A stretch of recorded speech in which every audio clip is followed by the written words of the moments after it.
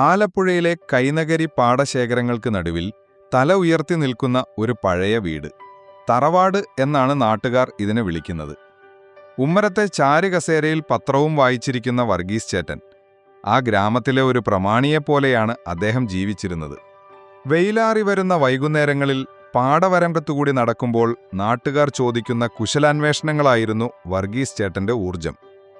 എന്താ വർഗീസ് ചേട്ടാ, ദുബായിൽ നിന്ന് വിശേഷങ്ങളുണ്ടോ? സുധീഷ് മോൻ വിളിക്കാറുണ്ടോ? ചായക്കടക്കാരൻ വാസുവിന്റെ ചോദ്യം കേൾക്കുമ്പോൾ വർഗീസ് ചേട്ടന്റെ മീശയിൽ അഭിമാനത്തിന്റെ ഒരു വിറയൽ വരും. ഓ, ഇന്നലെയും വിളിച്ചിരുന്നു. അവിടെ കമ്പനിയിൽ തിരക്കാണ്. സൂപ്പർവൈസറല്ലേ, ഉത്തരവാദിത്തങ്ങൾ കൂടുതലാ, വർഗീസ് ചേട്ടൻ പറഞ്ഞു. സത്യത്തിൽ സുധീഷ് പോയിട്ട് 2 വർഷമായി. അവൻ നാട്ടിലേക്ക് വരാത്തതിലുള്ള ഒരു ചെറിയ നോവ് ആ അച്ഛന്റെ ഉള്ളിലുണ്ടായിരുന്നു.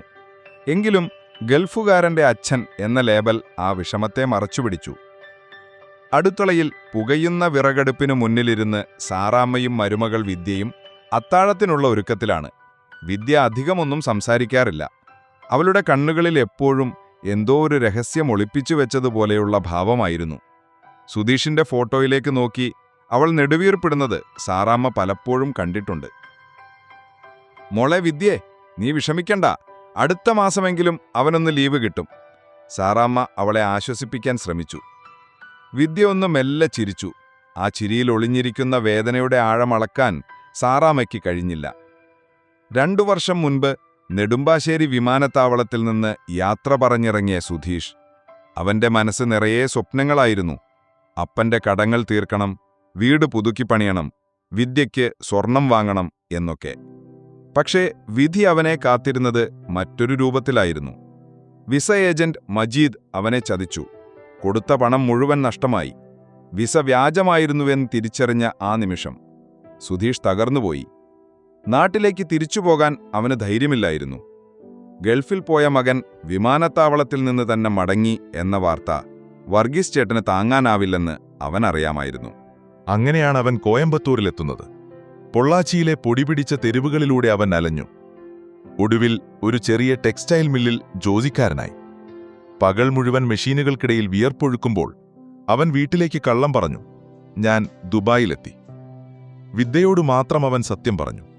ഫോണിലൂടെ അവളുടെ കരച്ചിൽ കേട്ടപ്പോൾ അവൻ പറഞ്ഞു, വിദ്യേ, ഞാനൊന്ന് പച്ച പിടിക്കട്ടെ, അതുവരെ ഇതാരും അറിയരുത്, അപ്പിന്റെ മാനം പോകും. അവൾ അത് സമ്മതിച്ചു. മാസത്തിലൊരിക്കൽ വർഗീസ് ചേട്ടനും സാറാമ്മയും ധ്യാനത്തിന് പോകുന്ന വെള്ളിയാഴ്ചകളിൽ അന്ന് കോയമ്പത്തൂരിൽ നിന്ന് പാലക്കാട് വഴി സുധീഷ് നാട്ടിലെത്തും. പാതിരാത്രിയിൽ കായലിലൂടെ വള്ളം തുഴഞ്ഞ് വീടിന്റെ പിൻവശത്തെത്തും. വിദ്യ വാതിൽ തുറന്നുവെച്ച് കാത്തിരിക്കും. പുലർച്ചെ വെളിച്ചം വീഴും മുൻപേ അവൻ മടങ്ങിപ്പോകുകയും ചെയ്യും. ആരും അറിയാത്ത സാഹസികമായ ആ കൂടിക്കാഴ്ചകളായിരുന്നു അവരുടെ ദാമ്പത്യം. ഞായറാഴ്ച കുർബാന കഴിഞ്ഞു വരുന്ന വഴി വെയില് കനത്തിരുന്നു.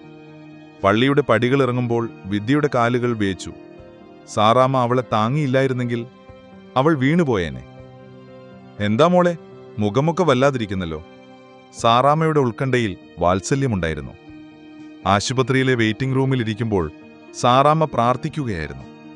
ഡോക്ടർ സുമതി മുറിയിൽ നിന്ന് പുറത്തിറങ്ങി ചിരിച്ചുകൊണ്ട് പറഞ്ഞു, സാറാമ്മച്ചേടത്തെ, പേടിക്കാനൊന്നുമില്ല, സന്തോഷിക്കാനുണ്ട്. വിദ്യ 3 മാസം ഗർഭിണിയാണ്. ആ നിമിഷം ആശുപത്രി വരാന്തയിലെ ഫാനുകൾ നിശ്ചലമായതുപോലെ സാറാമ്മയ്ക്ക് തോന്നി. സന്തോഷത്തിനു പകരം ഭയത്തിന്റെ ഒരു വലിയ തിരമാലയാണ് അവരെ വന്നടിച്ചത്. ഗർഭിണിയോ? എങ്ങനെ? സാറാമ്മയുടെ നാവ് കുഴഞ്ഞു. എന്റെ മോൻ വന്നിട്ട് 2 വർഷമായി, പിന്നെ ഇവൾ? സാറാമ്മയുടെ നോട്ടം വിദ്യയുടെ നേരെ പാഞ്ഞു. വിദ്യ തലകുനിച്ചു നിൽക്കുകയായിരുന്നു. വാർത്ത കാട്ടുകീ പോലെ പടർന്നു. അയൽപക്കത്തെ കുഞ്ഞുമോളമ്മ വേലിപ്പടർപ്പിനപ്പുറം നിന്ന് നാട്ടുകാരോട് രഹസ്യം പറഞ്ഞു. കണ്ടില്ലേ, അടക്കവും ഒതുക്കവും അഭിനയിച്ച് നടന്നതാ. ഭർത്താവ് കടലിനക്കരെ, ഇവൾക്കിവിടെ വേറെ ബാന്ധവം. അന്ന് സന്ധ്യ നേരത്തെ മങ്ങിയിരുന്നു. കവലയിൽ നിന്ന് വീട്ടിലേക്കുള്ള വഴിയിൽ വർഗീസ് ചേട്ടൻ പലയിടത്തും തലകുനിക്കേണ്ടി വന്നു. കണ്ടവരെല്ലാം പരിഹാസം കലർന്ന ചിരിയോടെയോ സഹതാപം കലർന്ന നോട്ടത്തോടെയോ അദ്ദേഹത്തെ നോക്കി. ഗൾഫുകാരന്റെ അച്ഛൻ എന്ന പദവിയിൽ നിന്ന് പിഴച്ചവളുടെ അമ്മായിയപ്പൻ എന്ന നിലയിലേക്ക് താൻ വീണുപോയി. അത് വർഗീസ് ചേട്ടന് സഹിക്കാവുന്നതിലും അപ്പുറമായിരുന്നു. ഓരോ നോട്ടവും അദ്ദേഹത്തിന്റെ നെഞ്ചിൽ തറയ്ക്കുന്ന കൂർത്ത അമ്പുകളായിരുന്നു.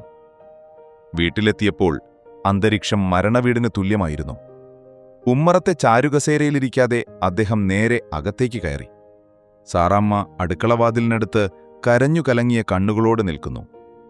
വിദ്യ മുറിയിൽ ഒതുങ്ങിക്കൂടിയിരുന്നു. വിദ്യേ! വർഗീസ് ചേട്ടന്റെ ശബ്ദം ആ വീടിന്റെ ചുമരുകളെ വിറപ്പിച്ചു. അത് വെറുമൊരു വിളിയായിരുന്നില്ല, ഉള്ളിൽ തിളച്ചുമറിയുന്ന ലാവാപ്രവാഹത്തിന്റെ പൊട്ടിത്തെറിയായിരുന്നു. വിദ്യ വിറച്ചുകൊണ്ട് മുറിയിൽ നിന്ന് പുറത്തിറങ്ങി. അവളുടെ മുഖം വിളറിയിരുന്നു. അപ്പാ! അവൾ മെല്ലെ വിളിച്ചു. മിണ്ടരുത്. ആ പേര് വിളിക്കാനുള്ള യോഗ്യത നീ കളഞ്ഞുകുളിച്ചു അല്ലേ? ആരടി നിന്റെ വയറ്റിൽ? ആരുടെ പാപമാണത്? വിദ്യ കരഞ്ഞുകൊണ്ട് അദ്ദേഹത്തിന്റെ കാലിൽ വീഴാൻ ശ്രമിച്ചു. അപ്പാ, ഞാൻ തെറ്റൊന്നും ചെയ്തിട്ടില്ല. എന്നെ വിശ്വസിക്കണം. ഇത് സുധീഷേട്ടന്റെ കുഞ്ഞാണ്. സത്യമാണപ്പാ. നിർത്തടി നിന്റെ അഭിനയം. വർഗീസ് ചേട്ടൻ പിന്നിലേക്ക് മാറി. 2 വർഷമായി അവൻ ഇങ്ങോട്ട് വന്നിട്ട്. പിന്നെ എങ്ങനെ? പരിശുദ്ധാത്മാവ് നൽകിയതാണോ നിനക്ക്? മതി. നാട്ടുകാരുടെ മുൻപിൽ ഇനി എനിക്ക് തലയുയർത്തി നടക്കാൻ പറ്റില്ല. എന്റെ തറവാടിന്റെ മാനം നീ കപ്പല് കയറ്റി. സാറാമ്മ ഇടയ്ക്കു കയറാൻ ശ്രമിച്ചു. ഇച്ചായ, ഒന്നുമില്ലെങ്കിലും അവൾ പറയുന്നതൊന്ന് കേൾക്ക്. നീ മിണ്ടണ്ട സാറാമേ, നീയാണിവൾക്ക് വളം വെച്ചു കൊടുത്തത്. വർഗീസ് ചേട്ടന്റെ കണ്ണുകളിൽ തീയായിരുന്നു.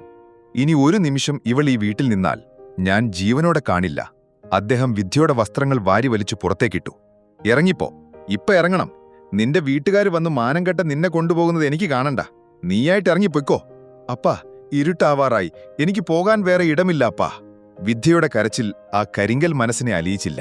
ഈ പടി ചവിട്ടരുത് എന്ന് ആക്രോശിച്ചുകൊണ്ട് അദ്ദേഹം വാതിൽ മലർക്കെ തുറന്നു. പുറത്ത് കാറ്റും മഴയും തുടങ്ങിയിരുന്നു. കായലിൽ നിന്നുള്ള തണുത്ത കാറ്റ് വീടിനകത്തേക്ക് ഇരച്ചുകയറി.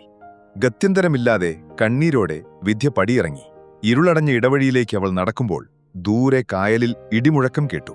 അത് പ്രകൃതിയുടെ രോഷമായിരുന്നോ അതോ അവളുടെ വിധിയുടെ അട്ടഹാസമായിരുന്നു എന്ന് തിരിച്ചറിയാനാവാതെ സാറാമ്മ ഉമ്മറപ്പടിയിൽ തളർന്നിരുന്നു. വർഗീസ് ചേട്ടൻ വാതിൽ വലിച്ചടച്ച് കുറ്റിയിട്ടു. ആ ശബ്ദമൊരു വിധിയെഴുത്തുപോലെ ആ വീട്ടിൽ മുഴങ്ങി. വിദ്യയെ വീട്ടിൽ നിന്ന് പുറത്താക്കി ഒരാഴ്ച കഴിഞ്ഞു. വീടൊരു ശവപ്പറമ്പ് പോലെ നിശബ്ദമാണ്. വർഗീസ് ചേട്ടൻ പുറത്തിറങ്ങാറില്ല.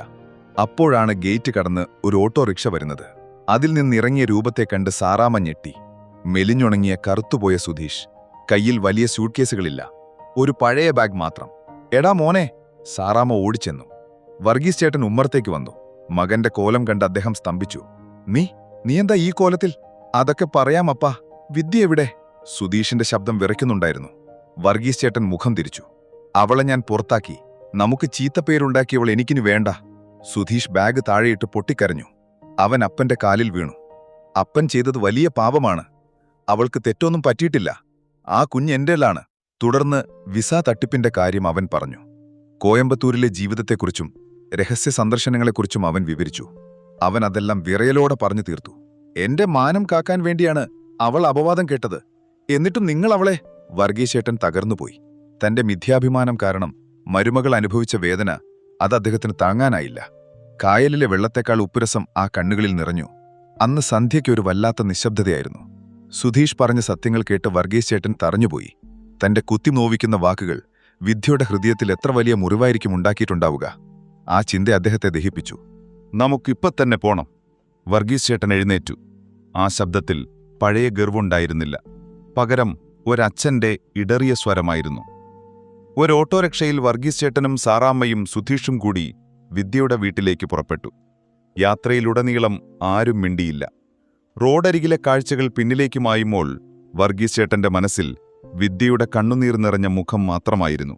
വിദ്യയുടെ വീടിന്റെ പടിവാതിൽക്കലെത്തിയപ്പോൾ അവിടെ വെളിച്ചം കുറവായിരുന്നു. കോലായിൽ വിദ്യയുടെ അച്ഛൻ രാഘവൻ തലയിൽ കൈവച്ചിരിക്കുന്നു. മകളുടെ ദുർവിധിയിൽ തകർന്നുപോയ ഒരച്ഛന്റെ രൂപം. ഓട്ടോറിക്ഷയുടെ ശബ്ദം കേട്ട് വിദ്യ വാതിൽക്കൽ വന്നു. കൂടെയുള്ളവരെ കണ്ട് അവൾ സ്തംഭിച്ചുപോയി. സുധീഷിനെ കണ്ടതും അവളുടെ കണ്ണുകൾ വിടർന്നു. സുധീഷേട്ടാ! ആ വിളിയിലെല്ലാം ഉണ്ടായിരുന്നു. പരാതികളും പരിഭവങ്ങളും അടക്കിവെച്ച സ്നേഹവും. സുധീഷ് ഓടിച്ചെന്ന് അവളെ ചേർത്ത് പിടിച്ചു. എന്നോട് ക്ഷമിക്കണം വിദ്യേ. ഞാൻ കാരണം... അവന് വാക്കുകൾ മുഴുമിപ്പിക്കാനായില്ല. ഇരുവരും കെട്ടിപ്പിടിച്ചു കരഞ്ഞു. ആ കാഴ്ച കണ്ട് സാറാമ്മയുടെയും കണ്ണുകൾ നിറഞ്ഞു. വർഗീസ് ചേട്ടൻ മെല്ലെ നടന്ന് രാഘവന്റെ മുന്നിലെത്തി. എപ്പോഴും തലയുയർത്തി മാത്രം സംസാരിച്ചിരുന്ന വർഗീസ് ചേട്ടൻ അദ്ദേഹം ആദ്യമായി തല കുനിച്ചു. അദ്ദേഹം രാഘവന്റെ കൈകൾ കൂട്ടിപ്പിടിച്ചു. രാഘവ, എന്നോട് ക്ഷമിക്കണം. എന്റെ അഹങ്കാരം കൊണ്ട് ഞാൻ എന്റെ മകളെ തിരിച്ചറിഞ്ഞില്ല. എന്നെ വിശ്വസിച്ച് അവളെ തിരികെ തരണം. ഇനി എന്റെ മകളായിട്ടല്ല, എന്റെ തറവാട്ടിലെ കാരണവത്തിയായിട്ടാണ് ഞാൻ അവളെ കൊണ്ടുപോകുന്നത്. രാഘവന്റെ കണ്ണുകൾ നിറഞ്ഞു. എനിക്കെന്റെ മകളുടെ സന്തോഷം മാത്രം മതി വർഗീസ് ചേട്ടാ. തിരികെ തറവാട്ടിലേക്ക് നടക്കുമ്പോൾ നിലാവ് പരന്നിരുന്നു. കവലയിൽ വെച്ച് കുഞ്ഞുമുള്ളമ്മയും ചില നാട്ടുകാരും അവരെ കണ്ടു. കുഞ്ഞുമോളമ്മ എന്തോ പറയാൻ തുടങ്ങിയതും വർഗീസ് ചേട്ടൻ കൈ ഉയർത്തി. നോക്കണ്ട കുഞ്ഞുമോളെ, ഇതെന്റെ മകനും മരുമകളുമാണ്, എന്റെ അഭിമാനം. ഇവളെക്കുറിച്ച് ഇനി ആരെങ്കിലും ഒരക്ഷരം മിണ്ടിയാൽ വർഗീസ് ആരാണെന്ന് നിങ്ങൾ അറിയും. ആ ശബ്ദത്തിന് പഴയതിനേക്കാൾ ഗാംഭീര്യമുണ്ടായിരുന്നു. സത്യത്തിന്റെ കരുത്തുള്ള ഗാംഭീര്യം. വീട്ടിലെത്തി ഉമ്മറത്തേക്ക് കയറുമ്പോൾ വിദ്യയുടെ മുഖം നിലാവ് പോലെ തിളങ്ങുന്നുണ്ടായിരുന്നു. പാടശേഖരങ്ങളിൽ നിന്ന് വീശിയ കാറ്റ് ആ പഴയ കറവാട്ടിലെ തെറ്റിദ്ധാരണയുടെ കരിനിഴലുകളെ പാടെ മായ്ച്ചു കളഞ്ഞു. സ്നേഹത്തിന്റെ മറുകരയിൽ പരസ്പര വിശ്വാസത്തിന്റെ പുതിയൊരു ജീവിതം അതവർക്കായി കാത്തിരിക്കുന്നുണ്ടായിരുന്നു.